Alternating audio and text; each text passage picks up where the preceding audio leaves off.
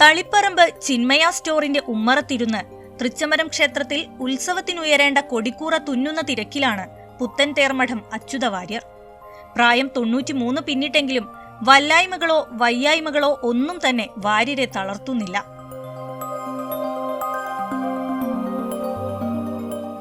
വടക്കേ മലബാറിലെ ഭൂരിഭാഗം ക്ഷേത്രങ്ങളിലേക്കും കൊടിക്കൂറ കൃത്യതയോടെ ദൈവിക ചിഹ്നങ്ങൾ കോർത്തിണക്കി മികച്ച രീതിയിൽ തുന്നി നൽകാൻ അച്യുതവാര്യരെ കഴിഞ്ഞേ മറ്റാരുമുള്ളൂ. ചെറുപ്പത്തിൽ കണ്ടുപഠിച്ച തയ്യൽ തൊഴിലിൽ 63 വർഷമായി അച്യുതവാര്യർ സജീവമാണ്.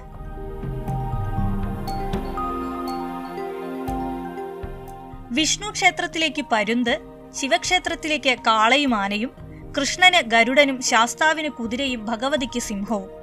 കൊടിക്കൂറയിൽ ആലേഖനം ചെയ്യേണ്ട ചിഹ്നങ്ങൾ മാത്രമല്ല, ക്ഷേത്രങ്ങളിലെ കൊടിമരത്തിന്റെ ഉയരം വരെ അച്യുതവാര്യർക്ക് മനപ്പാഠമാണ്. പിന്നെ ഇത് കൂടുതലടിക്കുന്നത് ശ്രീത്തമ്പലത്തെ ശ്രീകൃഷ്ണ ഭഗവാന്റെ തലയിൽ വെക്കുന്ന ആ ഉഷ്ണവീടെന്ന പേരുണ്ട്. അത് ഇപ്രാവശ്യം 3 മണ്ണാവുന്നതുകൊണ്ടാണ് 3 അടിച്ചു കൊടുത്തു അവർക്ക്. കേരളത്തിൽ മാത്രമല്ല പുറത്തും വാര്യരുടെ കൊടിക്കൂറ പേരു കേട്ടതുതന്നെ.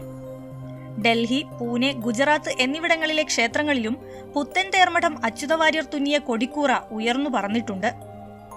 കൃത്യതയോടെ ഭംഗിയോടെ ദൈവികത ഒട്ടും ചോർന്നു പോകാതെ കൊടിക്കൂറ തയ്യാറാക്കണം എന്ന ശാഠ്യക്കാരനാണ് വാര്യർ. കൂട്ടിനിപ്പോൾ കൊച്ചുമകൻ സിദ്ധാർത്ഥുമുണ്ട്. തെറ്റമത്ത് ഗരുഡന് പകരം പരുന്ത്. വിഷ്ണു ക്ഷേത്രത്തിൽ എല്ലാം പരുന്താണ്. ശിവൻ്റെ ഇടയ്ക്ക് വെച്ചാൽ കാളയും അല്പസ്വല്പം ചില ക്ഷേത്രങ്ങളിൽ മാത്രം ആനയുണ്ടാവും. മറുപടി ആനയാണ് വേണ്ടത്. എന്നുവെച്ചാൽ വേറെ ക്ഷേത്രത്തിൽ കാളയാണ് വേണ്ടത്.